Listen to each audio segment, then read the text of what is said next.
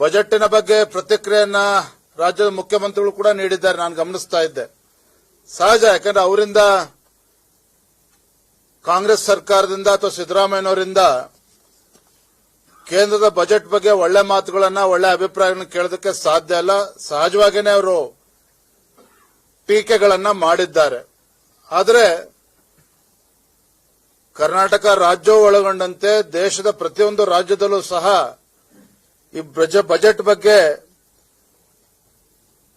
ಪ್ರಶಂಸೆ ಪಟ್ಟಿದ್ದಾರೆ. ನಮ್ಮ ರಾಜ್ಯದಲ್ಲಿ ಕಳೆದ ಕೆಲವು ದಿನಗಳಿಂದ ಮೈಕ್ರೋ ಫೈನಾನ್ಸ್ ಹಾವಳಿ ಬಗ್ಗೆ ಸಾಕಷ್ಟು ಚರ್ಚೆ ಆಗ್ತಾ ಇದೆ. ಆತ್ಮಹತ್ಯೆಗಳನ್ನು ಕೂಡ ಮಾಡಿಕೊಂಡಿದ್ದಾರೆ.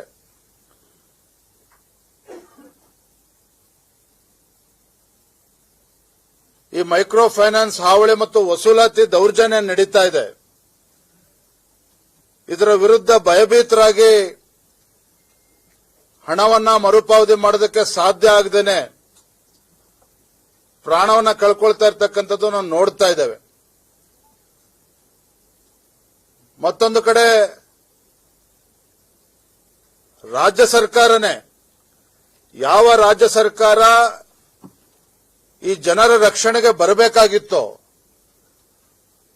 ಈ ರಾಜ್ಯ ಸರ್ಕಾರನೇ ಯಾರು ದೌರ್ಜನ್ಯ ಎಸಗ್ತಾ ಇದ್ದಾರೆ ಮೈಕ್ರೋ ಫೈನಾನ್ಸ್ ಸಂಸ್ಥೆಯವರು, ಅವರುಗಳಿಗೆ ಸಂಜೆ 5 ಗಂಟೆ ತನಕ ಹೋಗಬಹುದು ಅಂತಕ್ಕಂಥ ಗ್ರೀನ್ ಸಿಗ್ನಲ್ ಕೊಟ್ಟಿದ್ದಾರೆ. ಅಂದ್ರೆ ದೌರ್ಜನ್ಯ ಮಾಡಬಹುದು, ಸಂಜೆ 5 ಗಂಟೆ ಮೇಲೆ ಹೋಗಬೇಡಿ, 10 ರಿಂದ 5 ಗಂಟೆ ಒಳಗೆ ಹೋಗಿ ಅಂತಕ್ಕಂಥ ಮಾತನ್ನ ರಾಜ್ಯ ಸರ್ಕಾರ ಹೇಳ್ತಾ ಇರ್ತಕ್ಕಂಥದ್ದು ದುರ್ದೈವ. ಇದು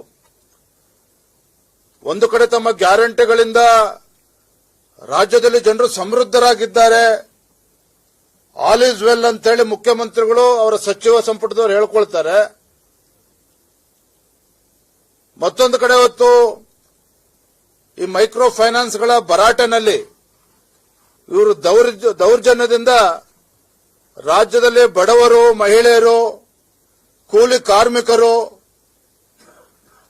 ಇವತ್ತು ತತ್ತರಿಸಿ ಹೋಗ್ತಾ ಇರ್ತಕ್ಕಂಥದ್ದು ಕೂಡ